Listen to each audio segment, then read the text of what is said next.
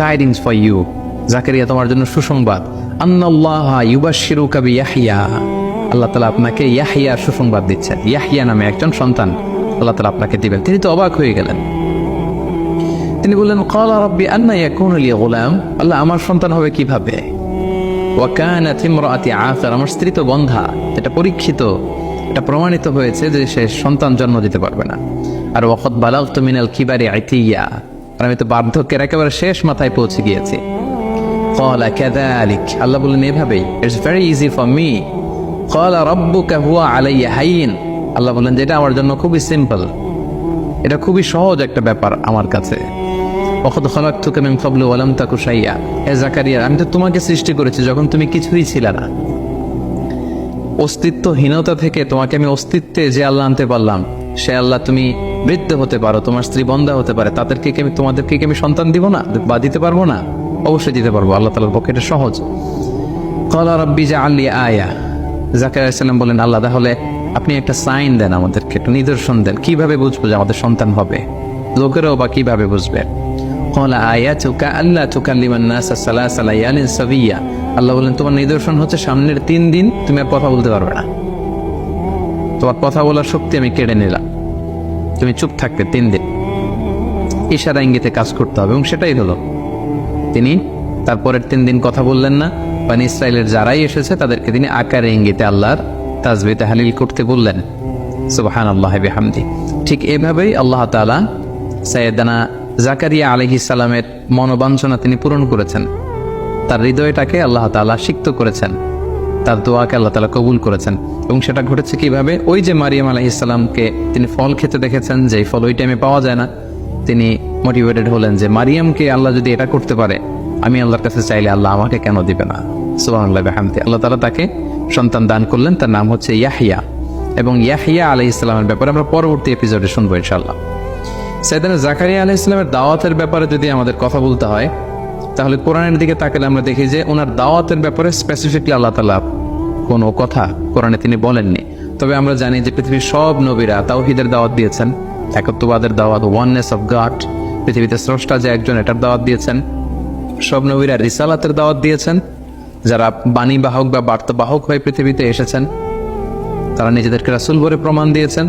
এবং সবশেষে পৃথিবীর প্রত্যেক নবীরা দ্য লাইফ আফটার ডেথ, মৃত্যুর পরে যে আমাদের হেয়ার আফটার, আমাদের আখিরাত, the day of judgement, the day of accountability, এই আখিরাতের কনসেপ্ট কিন্তু পৃথিবীর প্রত্যেক নবীরা তার বা তাদের উম্মতদের সাথে শেয়ার করেছেন। সো এ থেকে আমরা এটা বলতেই পারি যে সাইয়েদানা জাকারিয়া আলাইহিস সালামও এর ব্যত্যয় করেননি, এর বিপরীত করেননি। তিনিও তার উম্মতদেরকে তাওহীদের দাওয়াত দিয়েছেন, রিসালাতের দাওয়াত দিয়েছেন এবং আখিরাতের দাওয়াত দিয়েছেন। এবং আমরা জানি যে বনী ইসরায়েলের লোকদের যে স্বভাব ছিল, তারা নবীদের বিরোধিতা করত এবং তাদের অনেকে তাদের নবীদেরকে হত্যা করেছিল। তো সাইয়েদানা জাকারিয়া আলাইহিস সালামের দাওয়াত কেউ কেউ গ্রহণ করেছিল, কিন্তু বেশিরভাগ লোক তার বিরোধিতা করে শেষ পর্যন্ত সাইয়েদানা জাকারিয়া আলাইহিস সালামকে মিথ্যা প্রতিপন্ন করেছে, তার বিরুদ্ধে ষড়যন্ত্র করেছে এবং তাকে হত্যার ষড়যন্ত্র করে সেটা বাস্তবায়ন করেছে। এবং সাইয়েদানা জাকারিয়া আলাইহিস সালামের মৃত্যু হয়েছে তার কওমের লোকদের হাতে, তার উম্মতের হাতে, অর্থাৎ বনী ইসরায়েলের যারা জালেম, যারা অত্যাচারী, তাদের হাতে। কিভাবে সাইয়েদানা জাকারিয়া আলাইহিস সালামের মৃত্যু হলো, এক্ষেত্রে কোরআনে বা হাদিসে কিছু পাওয়া যায় না। তবে জিউস ট্রেডিশন, খ্রিস্টান ট্রেডিশনে কিছু বর্ণনা পাওয়া যায়, যেটি মুফাসসিরগণ তাদের তাফসিরে এনেছেন। একটি বর্ণনা এরকম পাওয়া যায় যে মারিয়াম আলাইহিস সালাম যখন ঈসা আলাইহিস সালামকে জন্ম দিলেন পিতা ছাড়া, ঈসা আলাইহিস সালাম পৃথিবীতে আসলেন, তখন ইহুদিরা ষড়যন্ত্র করলো এবং তারা এই অপবাদ রটাতে শুরু করলো যে মারিয়ামের সাথে তার খালু জাকারিয়া আলাইহিস সালামের অবৈধ সম্পর্ক ছিল। নাউযুবিল্লাহ ওয়া ইয়াযুবিল্লাহ। তারা প্রতিষ্ঠা করতে চাইল সমাজে যে তিনি যেহেতু দেখভালের দায়িত্ব নিয়েছেন, তার সাথে এমন সম্পর্ক হয়েছে ফলে মারিয়াম গর্ভবতী হয়েছে। এবং এই ইস্যুটাকে তারা সোসাইটির মধ্যে রেইজ করে তারা সাইয়েদানা জাকারিয়া আলাইহিস সালামকে বন্দী করলেন, তাকে হত্যা করলেন। তার মৃত্যুর ব্যাপারে এই একটা বর্ণনা পাওয়া যায়। আরেকটা বর্ণনা পাওয়া যায় যে সাইয়েদানা জাকারিয়া আলাইহিস সালামের সন্তান ইয়াহইয়া আলাইহিস সালামকেও কিন্তু শিরচ্ছেদ করে হত্যা করা হয়েছে, যেটা আমরা নেক্সট এপিসোডে শুনবো ইনশাআল্লাহ। এবং সেটা করেছিল তৎকালীন বাদশাহ, আরবিতে যাকে বলা হয় হিরোদোস, ইংরেজিতে বলা হয় কিং হেরোড অ্যান্টিপাস। সে ইয়াহইয়া আলাইহিস সালামকে হত্যা করেছিল। এবং তারপরে ইয়াহইয়া আলাইহিস সালামের পিতা জাকারিয়া আলাইহিস সালামকেও তার অনুসারীরা বা সাঙ্গপাঙ্গরা হত্যা করেছিল। দ্বিতীয় বর্ণনা মতে এসেছে যে জাকারিয়া আলাইহিস সালাম যখন শুনলেন যে তার কলিজার টুকরা সন্তান ইয়াহইয়া আলাইহিস সালামকে শিরচ্ছেদ করা হয়েছে, তখন তিনি বাঁচার জন্য লুকালেন বা পালালেন। একটি গাছ তাকে বলল যে আপনি আমার ভেতরে আশ্রয় নিন। গাছ দুই ভাগ হয়ে গেল।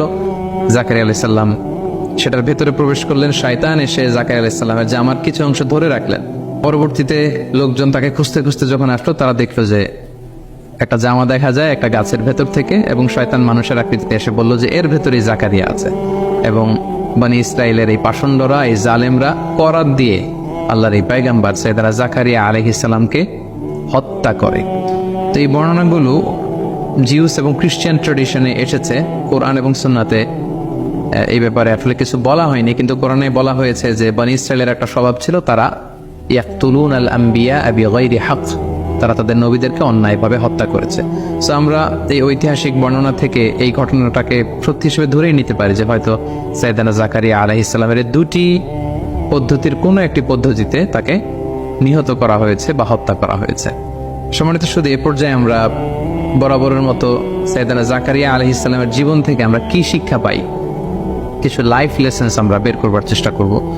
প্রথম যে শিক্ষাটা আমরা পাই সেটা হচ্ছে দি পাওয়ার অফ দোয়া। দোয়ার যে ক্ষমতা বা পাওয়ার, সেটা তো আমরা এই ঘটনা থেকে দেখলাম যে কিভাবে বার্ধক্যের একেবারে শেষ সীমানায় যিনি পৌঁছে গিয়েছেন, যার নিজের ভাষ্যমতে তার শরীরে কোনো জোর নেই, শক্তি নেই, যার চুল হয়ে গিয়েছে শুভ্র সাদা, যার স্ত্রী হচ্ছে বন্ধা, যিনি সন্তান জন্মদানে অক্ষম, এমন একজন বয়োবৃদ্ধ কাপলকেও কিন্তু আল্লাহ তাআলা সন্তান দিয়েছিলেন, এবং সেটা ছিল একনিষ্ঠ দোয়ার ফসল। আমি আমার বিভিন্ন আলোচনাতে প্রায় বলি যে দোয়া ইজ লাইক এ মিসাইল। আমরা মিসাইল হামলা করলে মিসাইল যেমনি লক্ষ্যবস্তু যে ভেদ করে, দোয়ার মতো দোয়া করলেও কিন্তু আপনার দোয়া আল্লাহর আরশে যেয়ে পৌঁছে যাবে। এজন্য আমরা যেন দোয়া করার সময় আমাদের হৃদয় নিংড়ানো মনের সবটুকুন আবেগ, উচ্ছ্বাস, ভালোবাসাকে উজাড় করে যেন আমরা দোয়া করি। যেমনটা আমরা দেখেছি তিনি দোয়া করেছেন যে রব্বি হাবলি যুররিয়াতান তাইয়্যিবা, রব্বি লা তাযারনি ফারদা ওয়া আনতা খায়রুল ওয়ারিসিন। হে আল্লাহ, আপনি আমাকে নেককার সন্তান দেন। হে আল্লাহ, আপনি আমাকে একা বানিয়ে রাখবেন না। হে আল্লাহ, আপনি আমাকে নিঃসন্তান বানাবেন না। তার একনিষ্ঠ দোয়ার কারণে কিন্তু আল্লাহ তাআলা এই বার্ধক্যে তাদেরকে সন্তান দান করেছেন। সো আমরা যেন বেশি বেশি আল্লাহ তাআলার কাছে দোয়া করি। এটা হচ্ছে আমাদের প্রথম শিক্ষা।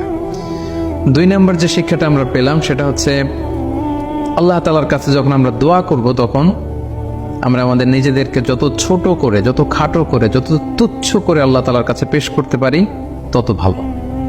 ঠিক ততই দোয়া কবুল হওয়ার পসিবিলিটি আরো হাই হবে, আরো বেশি হবে। নিজের সকল দুর্বলতাকে আল্লাহর সামনে প্রকাশ করা, নিজেকে ছোট করা।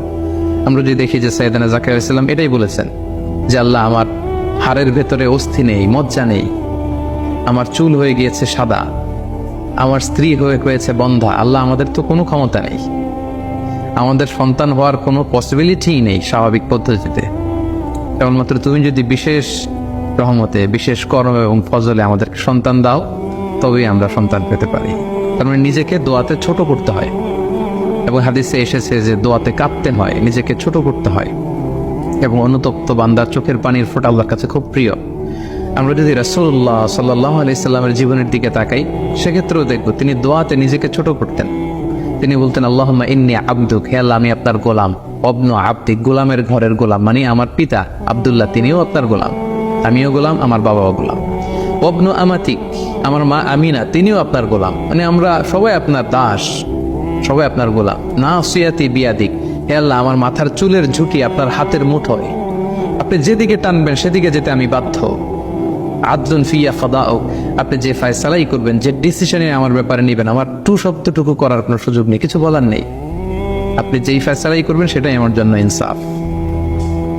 তো এভাবে নবীরা দোয়াতে নিজেদেরকে বিলিয়ে দিতেন, নিজেদেরকে ছোট করে, তুচ্ছ করে, নিজেদের দুর্বলতাকে রবের সামনে প্রকাশ করে তারা দোয়া করতেন, আর সে দোয়া আল্লাহ তাআলা কবুল করে নিতেন। তো আমরা যেন দোয়ার ক্ষেত্রে নিজেদেরকে ছোট করে আল্লাহ তাআলার কাছে কায়মনোবাক্যে পেশ করি। এই শিক্ষাটা আমরা পেলাম। 3 নম্বরে আমরা যেটা শিক্ষা পেলাম যে নাথিং ইজ ইম্পসিবল টু আল্লাহ। আল্লাহর কাছে অসম্ভব বলতে কিছু নেই। তিনি সব করতে পারেন, তিনি সব করতে পারেন। তিনি পাহাড়কে দরিয়া করতে পারেন, তিনি দরিয়াকে পাহাড় করতে পারেন, তিনি শুকনো মরুভূমিতে তিনি ঝর্ণা বহাতে পারেন, তিনি তরঙ্গ বিক্ষুব্ধ সাগরকে ধুধু মরু প্রান্তর বানাতে পারেন। কুন ফাইয়া কুন, তিনি শুধু বলেন বি, ইট ওয়াজ, এটা হয়ে যায়। তিনি কোন বললে সেটা হয়ে যায়। সো আল্লাহ তাআলার কাছে অসম্ভব বলতে কিছু নেই, এটা আমরা জানলাম সাইয়েদনা জাকারিয়া আলাইহিস সালামের জীবনী থেকে। 4 নম্বরে আমরা যেটা শিখলাম বা জানলাম সেটা হচ্ছে আশা হারানো যাবে না, নেভার লুজ হোপ, আশাহত হবেন না। আমরা প্রায় দেখি যে অনেক নবদম্পতি বা দম্পতি তাদের অনেক বছর বিয়ে হয়েছে, 5 বছর 10 বছর 15 বছর, এদের সন্তান হয় না। তারা অনেকে আমাদের কাছে এসে তাদের মনের দুঃখ কষ্টের কথা শেয়ার করে এবং তারা হতাশ।